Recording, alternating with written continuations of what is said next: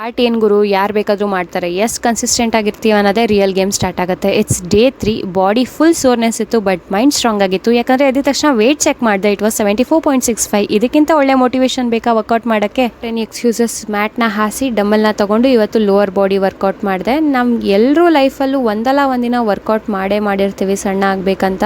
But next day ಎದೊಳಕ್ಕಾಗ್ದಿರ ಮಲ್ಕೊಂಡು hole workout ಪ್ಲ್ಯಾನೇ drop ಮಾಡಿಬಿಟ್ಟಿರ್ತೀವಿ. I know ನಿಮ್ಮೆಲ್ಲರ ಜಾಗದಲ್ಲಿ ನಾನು ಒಂದಲ್ಲ ಒಂದಿನ ಇದ್ದೆ.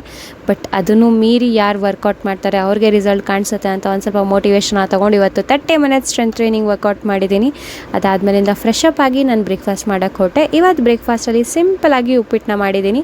ಅದ್ರ ಜೊತೆಗೆ ಮೊಳಕೆ ಕಾಳು ಸ್ಯಾಲಡು ಮತ್ತು ಆಮ್ಲಾ ಬೀಟ್ರೂಟ್ ಕ್ಯಾರೆಟ್ನ ತೊಗೊಂಡೆ. ಫುಲ್ ಡೇ ಡಯಟ್ ಪ್ಲಾನ್ ಏನಾದರೂ ಬೇಕಿದ್ರೆ ಕಮೆಂಟ್ನಲ್ಲಿ ತಿಳಿಸಿ, ಅಪ್ಕಮಿಂಗ್ ರೀಲ್ಸಲ್ಲಿ ಶೇರ್ ಮಾಡ್ತೀನಿ. ಆ್ಯಂಡ್ ಸ್ವಲ್ಪ ಜನ ನನಗೆ DM ಮಾಡ್ತಿದ್ದೀರಾ, ನನ್ನ ಜೊತೆ ನೀವು 100 ಡೇಸ್ ಚಾಲೆಂಜ್ ಸ್ಟಾರ್ಟ್ ಮಾಡಿದ್ದೀರಾ ಅಂತ. Go for it guides, let's do it.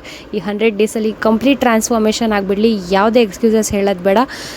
ಎಲ್ಲ ಮೋಟಿವೇಟ್ ಆಗಲಿ ಅಂತಲೇ ನಾನು ದಿನ ರೀಲ್ಸ್ನ ಅಪ್ಲೋಡ್ ಮಾಡ್ತಿದ್ದೀನಿ. ನನಗೆ ಮೋಟಿವೇಟ್ ಮಾಡೋಕ್ಕೆ ನೀವೇನು ಮಾಡಬೇಕಂದ್ರೆ ನನ್ನ ಅಕೌಂಟ್ನ ಫಾಲೋ ಮಾಡಬೇಕು.